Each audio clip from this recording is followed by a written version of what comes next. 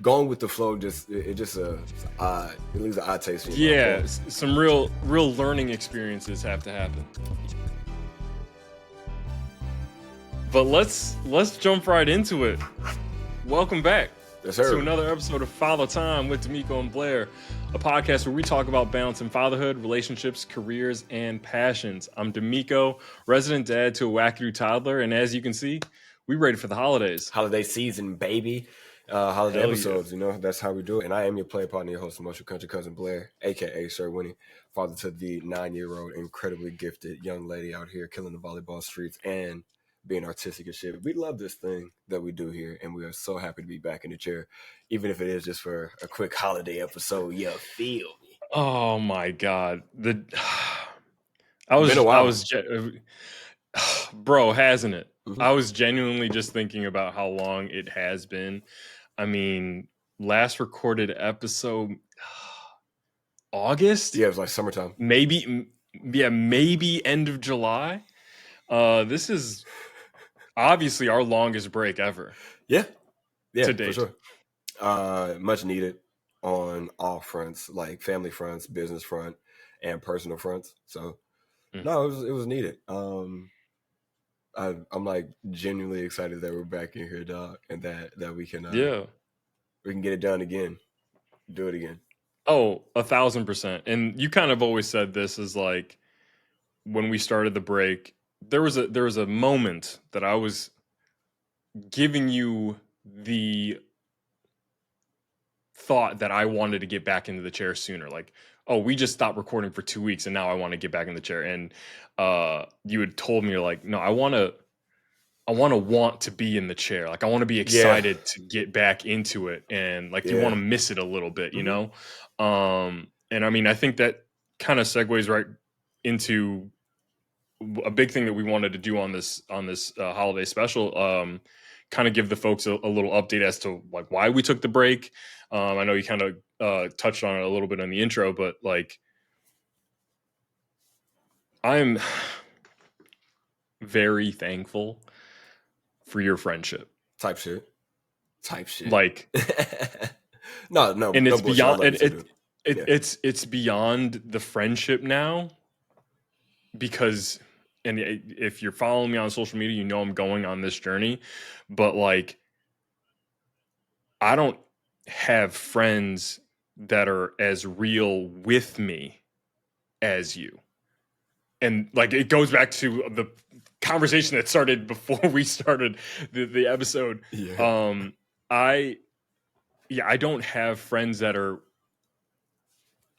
comfortable enough with themselves and the relationship they want with me to be real with me.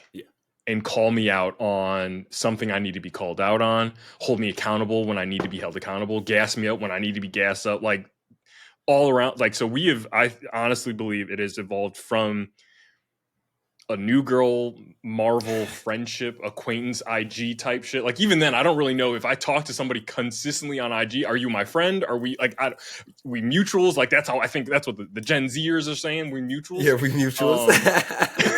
Did you say the Gen Zers? Oh my God. I genuinely feel like this relationship has evolved from that social media, IG, friendship, mutual type thing to a friendship. And now I really consider you a brother, like a true brother, because that's the type of shit that like family calls you out on and holds you accountable, not in a spiteful way, but like, not it, like, nigga, be better, or hey man, you are doing better. Like, either way, like, you have been the type of friend that I've always wanted and I've needed in the moments that I've needed it throughout the course of our friendship.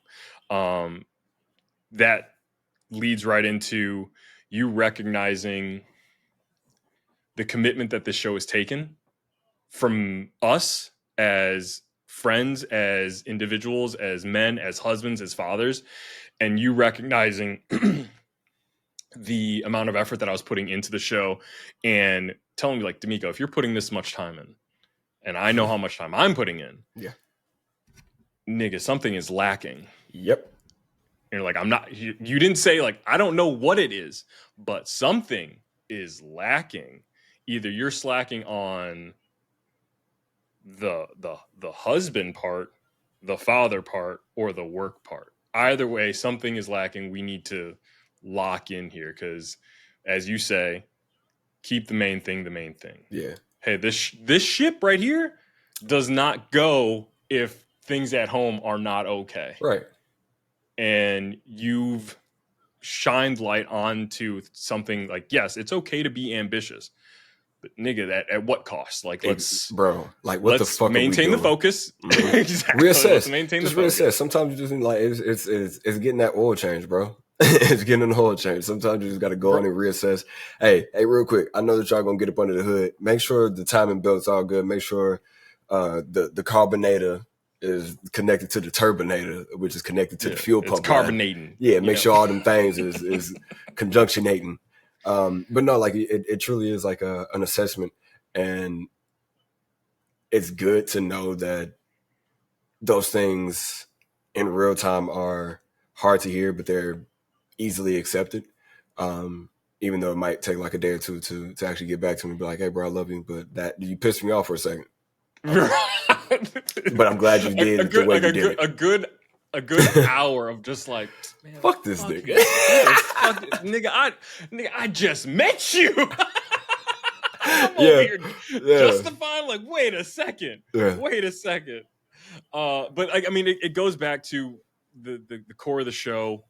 We're talking about balance, you know, like you said, like it's always reassessing. It's always, just finding the balance. And that's what I'm kind of realizing in the show and in myself.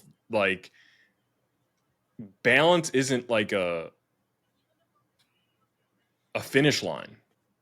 You can't just say balance and you balance. No, there's constant shifting of weight and positioning to maintain balance. Like, it is an active thing to do. And so your acknowledgement of that, it really helped me get reconnected with Kate, be a more present dad, give more shit at work, you know, like there you go. Give a fuck at work a little more. Make sure the main thing. Make sure the main thing is the main thing. You got to get paid. You feel me? Exactly, because this shit at the moment ain't paying for itself. Yeah.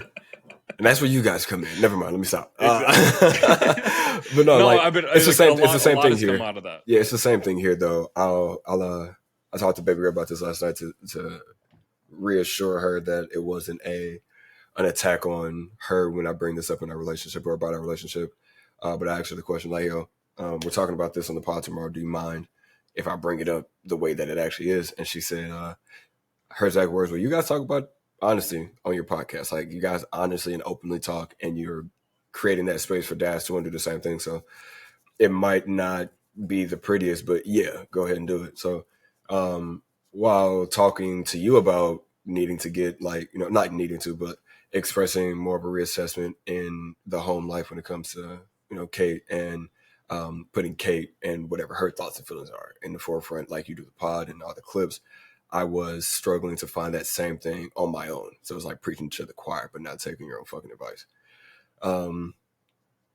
So I was thinking, because my wife and I aren't like screaming at each other, and we're not arguing every day, or we're not arguing every like couple weeks, that everything is fine. And we had like a little a moment of like a stress, I would say, like a very harsh moment where we had to sit down and talk. And the one thing that she said in that moment was like, just because we don't argue all the time don't mean that like the things that you say and do don't hurt me or don't affect me.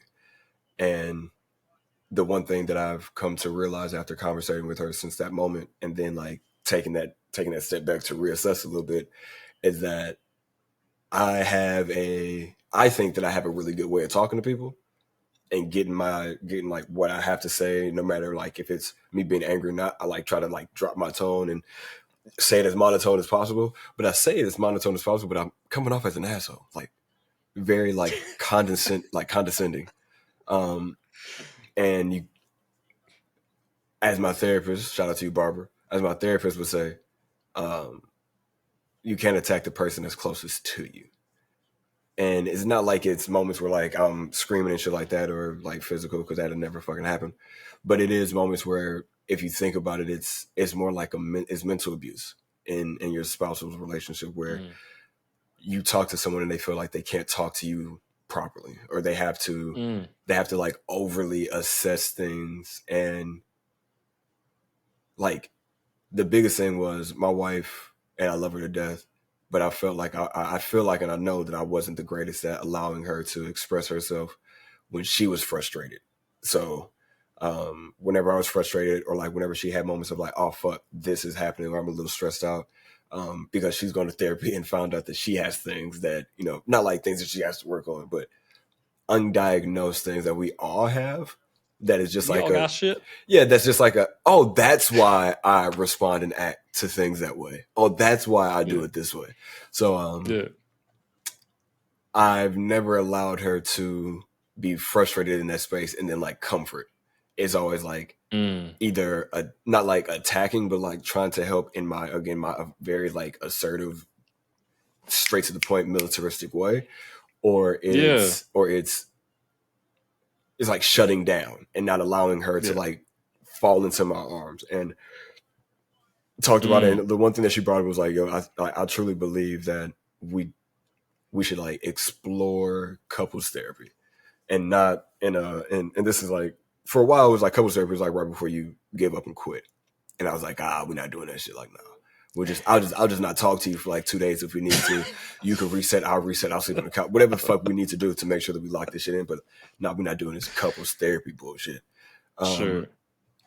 But when you think about it, it's the best way to find out how to make sure in your relationship from now until the end of time that you know how to communicate with your person, that you know your person's love language, the way that they don't like things and do like things. Although you thought you knew that by dating, you thought you knew that when you were like moving in together and dealing with each other for a while, but you don't know those things until you're in it. And marriage is in it. Marriage is the hardest job that you will have. People, for the ones who are watching, you see my eyes. For the ones who listen, and believe me, my eyes are piercing through your ears right now. This is the hardest job that you are going to have, being a parent and being a husband. But being a husband is a longer job than being a parent. So being a husband it's hard as fucking is scary. Although you've heard me on this podcast say that that's the one thing that I knew I was good at and that I knew I wanted to be good at. I still didn't have all the tools to make sure that I was putting my relationship in the proper position in life. And shout out to my wife for bringing that up to me. And now we're starting couples therapy, I think, on the 11th as our first session. That's so beautiful. Yeah, bro, like the hardest thing is like going outside of this house and like being hella braggadocious about how fucking dope my wife is, and not allowing her to be fucking dope in this house. So I know she listens. That was just like my biggest sorry. I know I said it to you already, but that was my biggest sorry that I can do publicly. And husband's definitely going to be trying a lot better moving forward. Bro, that's beautiful. Like the vulnerability that you're showing in sharing that, and then obviously going on that journey with Alma. I mean, I think about it, everyone needs a coach at every level that they're in. And just because you got married doesn't mean you're a professional husband, you know, like you still like you said to me, man, you got to work for your partner's love every day. Type shit. And that love changes and evolves as your person does. We all have to learn how to love each other at every stage of the life, and that's what being in a relationship is. That's what marriage is. Nigga, a friendship is a relationship. I don't know how many more people need to hear this.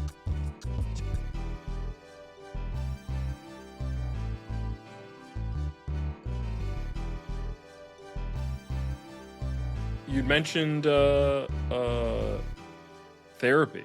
Yes, sir. And I know we had talked about it season 3. Yes, sir. Season 2. Yeah. And then recently in season 5. But yeah, your boy had his first therapy session. Fucking love it. Yesterday, just last right? week. Last week? Okay. Yeah, last week. introductory stuff, and I mean, you know me and the premise of the show basically, but like we speak in Marvel quotes and New Girl quotes and just a lot of movie and TV references. And so I was like, he's like, oh, so what are your thoughts on therapy? And I was like, you ever seen Ted Lasso? He's like, yeah. Like, I'm Jamie Tartt. So what, do I just sit here and blabber on and on about myself? Basically. Nice. You gonna let me blab on about myself? Yeah, buckle up. Like, you can ask one question. I'll give you the whole story. And he's like, nothing's off. I'm like, no, let's talk. Like, I want to get to the bottom of this. I just want to be better, not as like a diagnosis, but just like be better for myself, and in turn be better for Kate and Mayari. And so yeah, we pull back the curtain a little bit, all introductory stuff, but like I'm excited about whatever this is. Yeah, like I said, I refer to Barbara as my best friend, so she's one of the homies. Just being able to, and I just recently reconnected with Barbara as well. Like right after we had the conversation earlier or late last month about going to therapy. Man, being able to talk to somebody that's pretty much just like a fly on the wall. Like you really do get to, it's I tell people this at the shop. Therapy is the closest thing to being a main character in a movie. You just get to go. You get to go on about yourself and figure out things about yourself and talk, and this person wants to know, and then they're giving you advice. It's like you get to the end level of a video game or like to the tough level of a video game and it knocks you back down or whatever, and you have to like go seek sage wisdom from one of the like shamans in a fucking the hut or something. Rafiki type shit. Yeah, you know what I'm saying? Like that's really all they are. They're just like the greatest version of the homie to just like swing a club with and listen. And I forgot what TV show I saw. I think it was SNL. They're making like a sketch joke of how to get your husband into therapy is by having his therapist play golf with him at like a simulator. Yeah, but yeah, for some people that might work. Some people might need their therapist to like be their cigar and whiskey buddy. Whatever it is that you need in order to like feel that you are getting the best out of your therapy session, I think you can talk to that person. And also don't feel like the first person you talk to is the only person you have to talk to. Yeah, that's exactly. I told dude that too. I was like, he's like, so how do you feel? I'm like, honestly, I know how people go into therapy, and I'm like, I'm definitely a person that like, I want it to work out. So I'm like, we gonna make this work. But I'm like, I know people said like, your first therapist is most likely not your forever therapist. And I was like, I get it. That's fine. But I was like, but I got a good rapport with him. Like, again, I'm an open book right now. We good. Yeah. Talk to me in a year or so. Like I said, I might have grown. I might need different attentions, different specialties, you know? For sure. But yeah, I'm very excited about it. And it's just so, I like that I can reference Ted Lasso with this guy, and he's a runner too. Like I kind of mentioned that, and this whole running journey that I kind of we got to talk about that. We haven't touched that yet. We'll talk about that. No, we have not. We've really talked about balancing. We haven't really talked about how we filled the time between our last episode and we got some time. We ain't talked in the chair in a while, and this is going to be a longer holiday episode. We want you guys to feel this.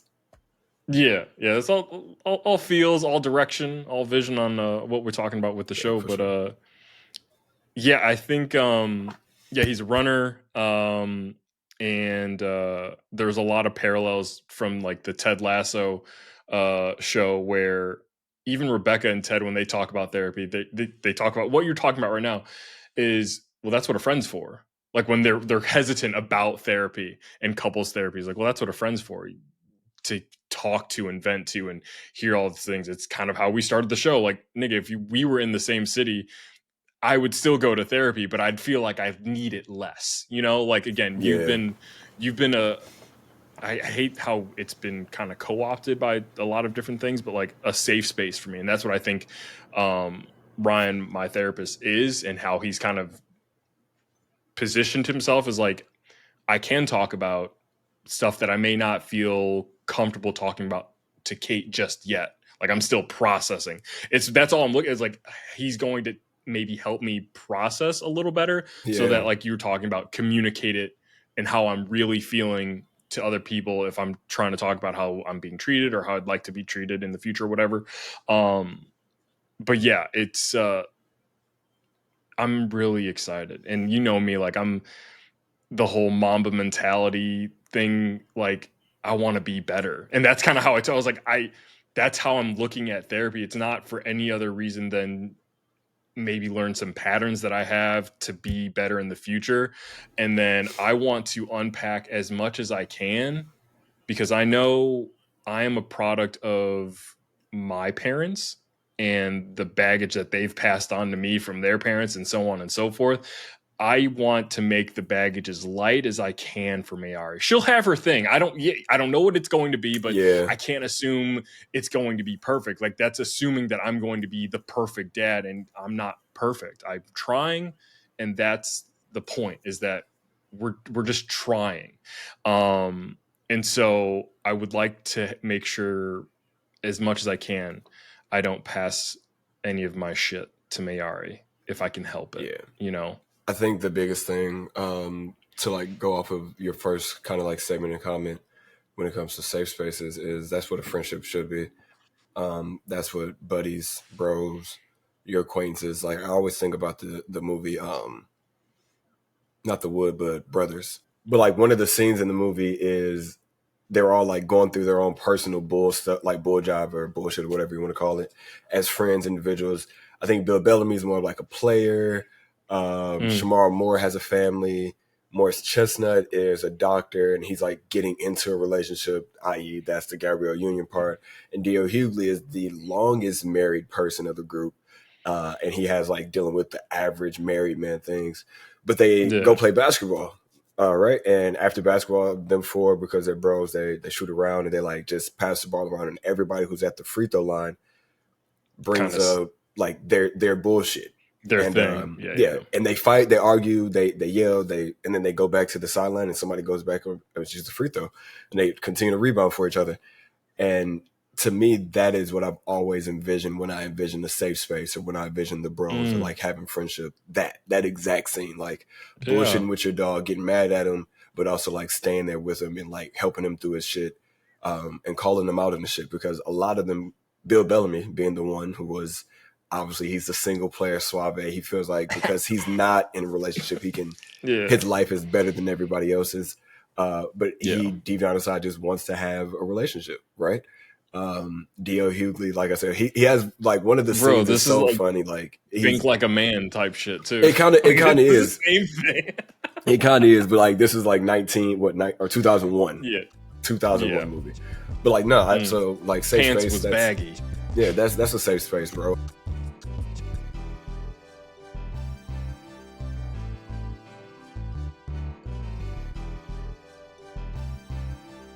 So besides us kind of like readjusting and getting back to being the husband part of the father of time podcast, the relationship part, we've had a long break, one of the longest breaks that we've had. We talked about that, and one of the things that we worked on in that time is behind the scenes work with the podcast. We talk about how we want to like upgrade things and all that, and that's fine and dandy, but we fixed some things internally, and I wanted to see like what you wanted to bring up to talk about, what you felt like the listeners should get to know for this part of it, or what you wanted to talk about when it came to the break. So I mean, that. Yeah, so kind of giving some future look to it. It goes along with the balance of the show and the balance of our lives outside of sitting in this chair, and our lives away from trying to make this show successful. We'll record and drop episodes twice a month, instead of the weekly episodes. That should free up a lot of time for us to keep the quality of the product high. Even higher, I would imagine, because we got more time to the edit, you know, like we got more time to prepare all that stuff, you know, like no, this ain't shade, but my guy knows, no last minute edits, like no. Hey, that ain't down no to the shade at wire. all. No, we got way too much time to make sure we get these edits done and completed to the actual perfection that we both want. And one of the things that comes with the big 2-week or 2 times a month episode as well is there's no more seasons. We're just going to be able to flow with this product as we see fit. And we definitely want to be able to be more interactive and give you guys more digestible content. So not just being able to sit and listen to a full episode, that's perfectly fine. Here's some of the clips, some of the bullet points, some of the hot moments, hot takes, whatever we deem to be necessary for short form, right? We know that we've talked about it for 4 breaks, 5 seasons, how we want to be more involved with you guys and how we're going to change and get these things worked out. But I think with this break, that was one of the things that we told ourselves we were going to work at is how can we get more in this thing together? Kind of spoke on that earlier with D'Amico, putting all the effort in. And he was putting a lot of effort in because, shade to myself, I really wasn't. I was not putting in as much of a concerned effort that I felt like I could. And throughout this break, I found myself being more disciplined, holding myself accountable to things a lot more. And that thing is this being the main thing. Like, I don't see this podcast as just a hobby, although it is a hobby. We want you guys to take us serious. Yeah, we want you guys to take us serious. We want to take ourselves serious. So when you see that it's not an every Thursday thing, just know we're not getting lazy. We're actually working a lot harder behind the scenes. We've spent the last year and a half, 2 years getting some bumps, some learning bumps. And now it's time to soar and into this next year. Hopefully you guys have enjoyed the product. If this is your first time listening to the product, or if your first time is going to be in the next year, we truly do appreciate everyone for following along with this journey. We are only hitting the start of our stride.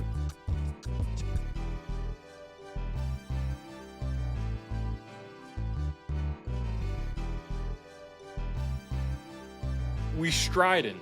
Let's stride into the next topic, the next big thing that the Fajas are doing. Bro, I'm gonna shout out a long-time listener. Yeah, Jake got me into running, and kind of like in that Michael Jordan, Isaiah Thomas, Last Dance type thing. Oh, okay, bro.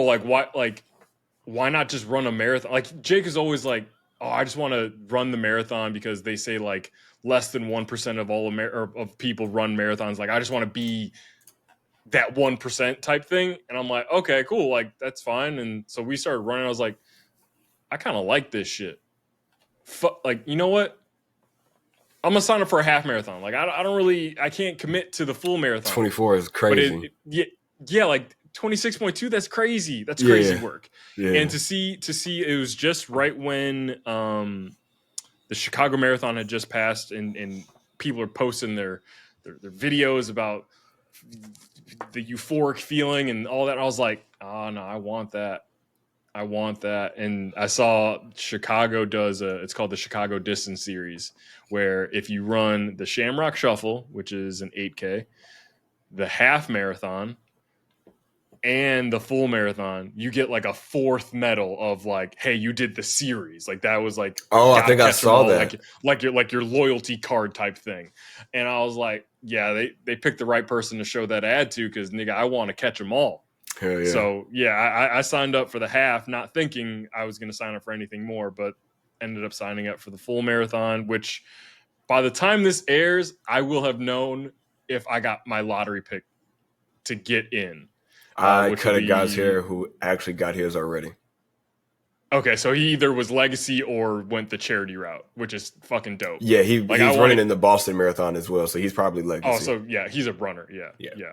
Because you got to qualify for Boston, which is really crazy that I know that type of information now. That's how deep into this running thing I am now. I know, hey, You got to qualify for Boston. Look Yeah. at me. Look, you go ahead then with your bad self, boy.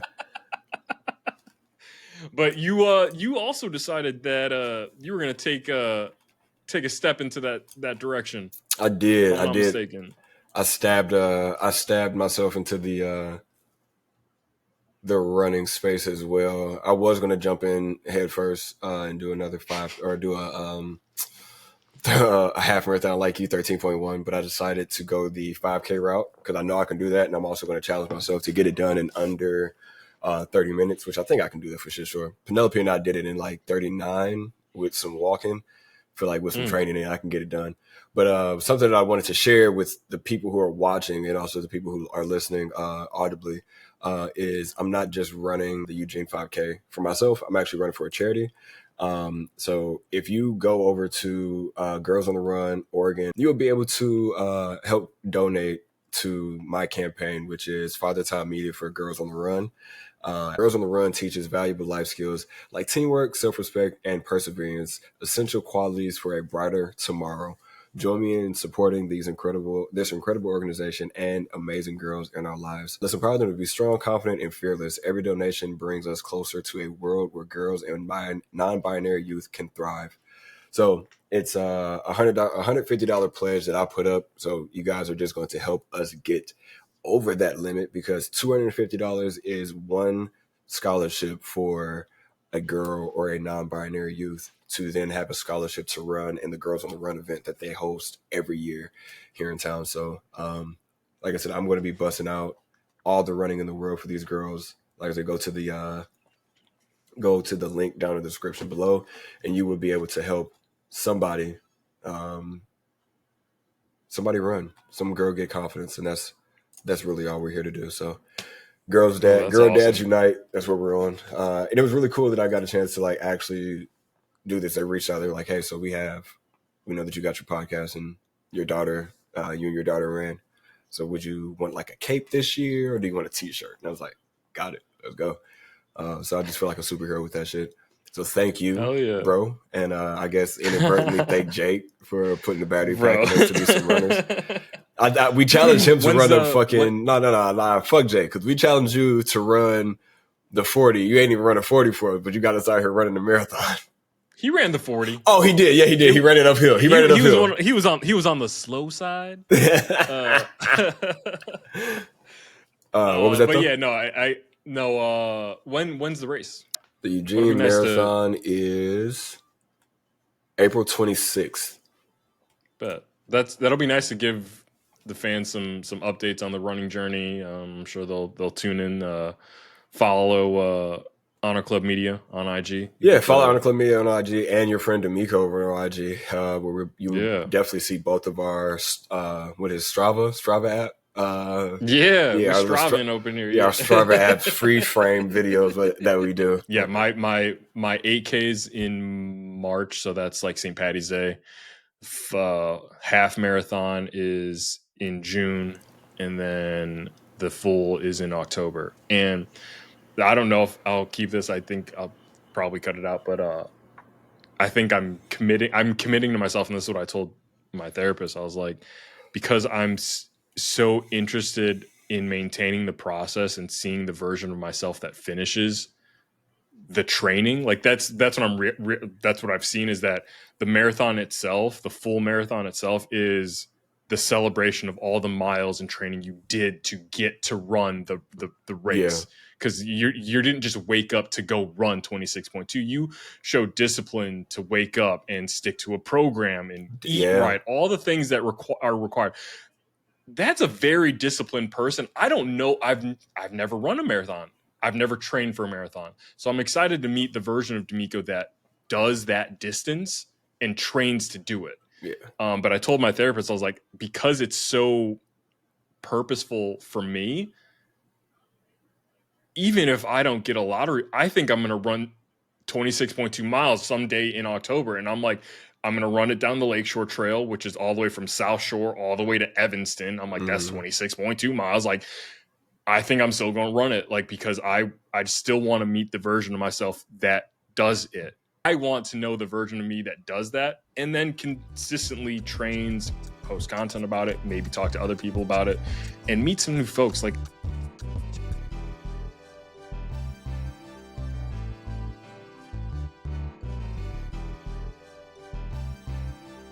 I'm new to this. Like, I play golf, bro. Like, and the community that's in that running space, like, is just fucking different.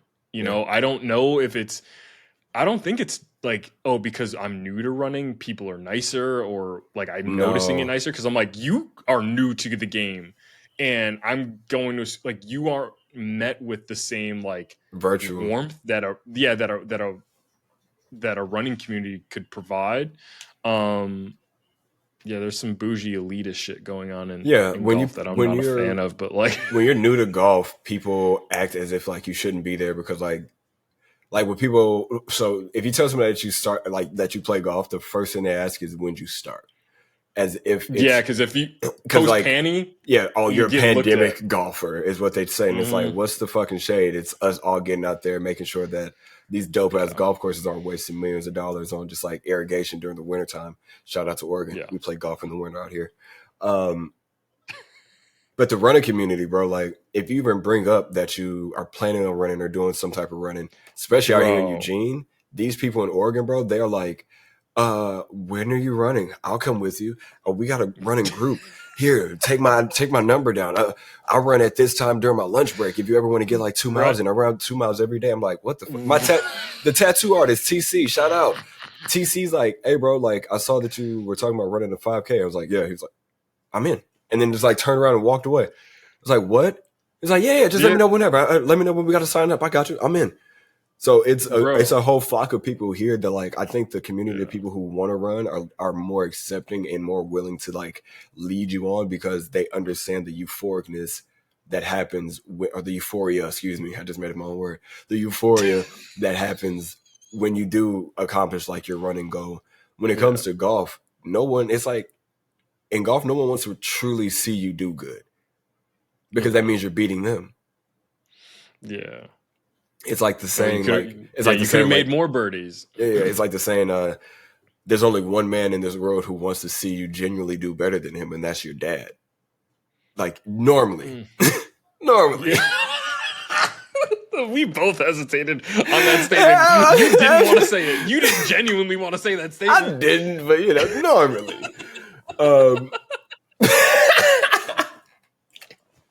And nigga, we both got daughters, so we can't say, "Oh, our sons will want." No. But no, like I truly want to see. And I told Goose this, and I think she's starting to like understand it because I'm like, she's as she gets older, I'm like, dog, like I want you to know, like there's nothing you can't do, and there's nothing that I don't think you can do. I'm always going to be like your biggest cheerleader. If it's dance, we dancing all the way. If it's hoop, we hoop. And like I'm in this with you all the way. And it's as a cheerleader, not as a coach, not as a like, oh my God, like you need to do this to be better at it. Like I've done that in my head enough to where I know I want you to just have fun. So Goose, go out there and do your thing. And I say that because I get to see one of our guests, excuse me, but a very close friend since being on the show. Shout out to Tessa because she genuinely is like her ambition, my wife's ambition, my kid's mom's ambition, like all that wrapped into one is what I kind of want Penny to be. Like somebody who has like drive, is going to go get it, going to make it happen. Doesn't matter what it takes to get there. Like we're going to get there. And I see that in all three of them. And I'm so glad that my daughter gets to at least see it in two of them. So yeah, dog, like, yeah, I might not be the person that wants to see my daughter do better than me, but I'm coaching her to be better than me. She better be better than me. You got way more skills. You on second base. Yeah, 1,000%. I think I think I have a video for us to react to if it's something you want to react to. Oh my God, you said we didn't have it. Now we got it. Let's go. If you're going to raise that girl's boy or one of your own, just know this. However you raise your son is how he's going to raise his son. And that cycle is almost impossible to break. You broke it. I avoided it.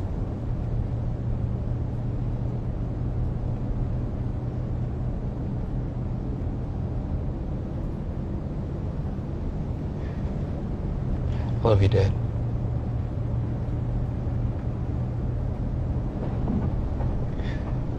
You did your best, and your best is good enough for me.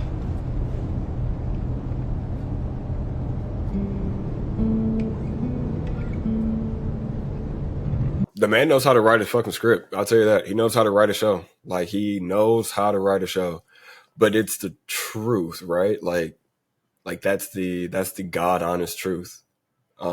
We are a pure reflection of the things that I guess like were either done to us or what happened to us growing up. Not in the oh my God, what was me sense, but art imitates life in that type of sense. And talking to my dog James, excuse me, in the barbershop, and he was saying how that's the one thing that he's happy he didn't pass down was like some of the things that his dad passed down to him. And he was like, I just feel like I'm passing down like an identity crisis to my boy. And I was like, that's something you don't want to do either. He was like, yeah, but it's better than passing down abuse and trauma. I'm like, you're damn right. You're damn right. So yeah, it's like what we were saying before when I was talking about therapy is like, I know my dad passed down some shit on how I received his fatherhood, you know? Mm-hmm. And same thing with my mom. But that's how I was kind of seeing. I was seeing it from multiple lenses, obviously as a dad, but then like hearing Billy Bob Thornton talking about the cycles and breaking it. And like, mm-hmm. I felt that from like my perspective, like I'm doing my best to break that cycle of not passing on whatever trauma that I experienced as a kid to Mayari. Her story will be different. But then, yeah, I've told my dad those things like, hey, Dad, I love you. I know, like it's weird. I see people talking about it online now. It's like you got to parent your parents. Like, yeah, it's a crazy dynamic shift for me to have to feel like I have to tell my dad I'm proud of him. You know, when nigga, in actuality, nigga, that's all I wanted to hear. Well, yeah, I get you. I definitely do. Especially when it comes to, like from the father aspect. But I can't speak on it from like the son and mom aspect. My mom talks about it a lot whenever I think she's going through like her own emotional battle, and she's like, I just wish I could have done better. So like sometimes telling them that, hey, yo, like I'm proud of you, my nigga. It goes back to what we were talking about at the beginning. It's like going back to taking that extra second to think before you speak. Since seeing that clip, and like you know this about me, like I truly do wish that I at least had one really good conversation with my dad to where I could have been like, yo, like I know that you fucking tried. You probably were scared. Whatever it was, but my nigga, I forgive you. And I love you no matter what. I wish there were times that I had with him to say that. For him to hear it. Like I could say it, but for him to hear it and receive it. So then he could feel better about himself. Because who knows what fucking trauma he was going through. That's all. Dealing with that. That's all I've ever wanted for my dad. I want him to have peace with it. Yeah. Like, and I've seen a couple quotes, and I might be paraphrasing or misquoting somebody, but it's how I understood it. Kind of the tail end of this clip that we watched. I think about it like, you did your best, Dad. You did your best, and that's good enough for me because that's all you ever asked of me is that I did my best.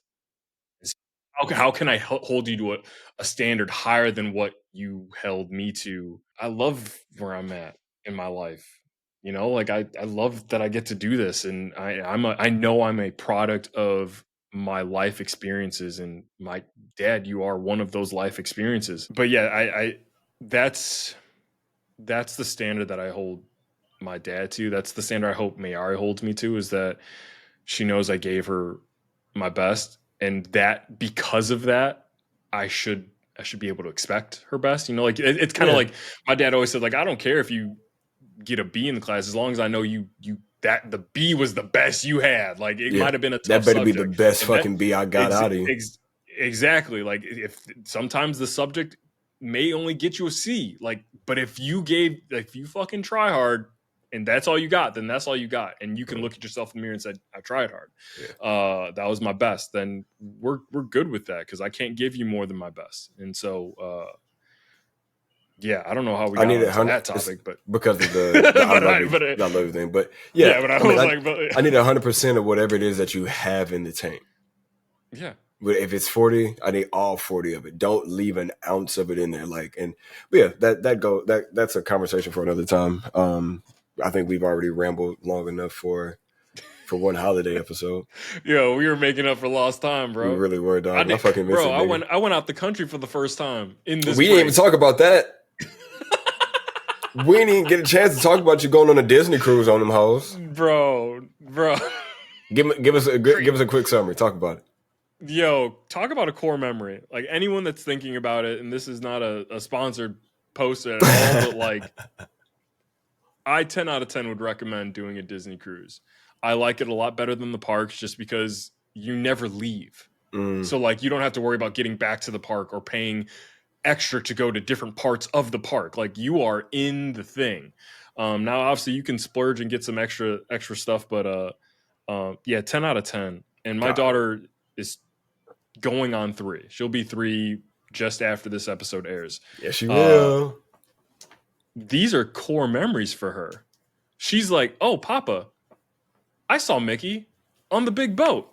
And she never really fucked with Mickey beforehand, but like she knows Mickey now. Yeah. I think back to obviously the amount of pictures and videos we took and how often she wants to re-watch those and revisit those. This will be probably her first like core memory.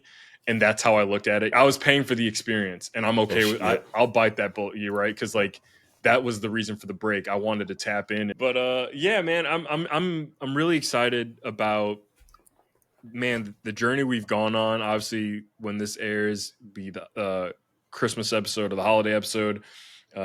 Wishing everyone a very happy holidays, happy New Year, all that stuff. Like it's been a great year. Like if we had to reflect on it, I don't want to rehash another hour-long conversation about reflecting on the whole year that it was. But man, I'm really looking forward to next year and continuing this balancing act that we call Father Time. Yeah, dude. All the same, all the feels. Happy holidays, happy Kwanzaa, happy Hanukkah, Merry Christmas, happy New Year's, all the other things, anything I forgot. But no, dude, we truly do appreciate you guys. Thank you to every single one of you guys. Thank you to every single listener, every other country that listens. You guys know where to find us at Father Time the Pod on Instagram. Send us emails at Father Time the Pod whenever you ever want to chop it up with us. But yeah, man, it's been a minute since I said this. We could have been talking for forever, and we damn near did.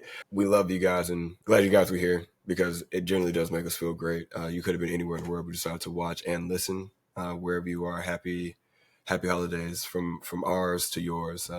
From the guys over at Father Time. Love you guys. Tell somebody you love them. Come and take a look behind the scenes. See who's been a father, superhero every day. I'm on the grind. I won't never ever take a day off. Everything I do is gonna pay off. Your little Father Time with me. You should try your little Father Time with me.